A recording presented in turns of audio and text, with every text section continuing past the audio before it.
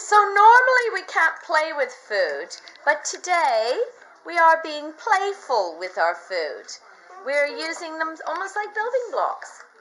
It's good hand and eye coordination. Oh, this one is blocked. Oh, eat it, eat it.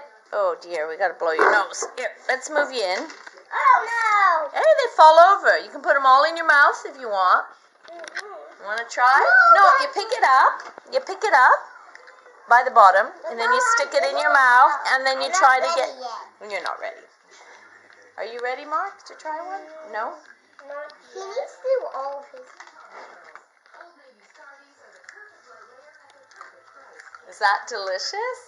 It's a Cheerio shish kebab. Shish kebabi Cheerioli. What is this kebab? It's meat on a stick. Wow. Oh, it came off? Oh, well, never mind.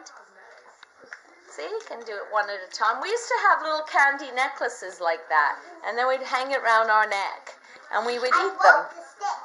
Doesn't matter. It's spaghetti. Uncooked spaghetti.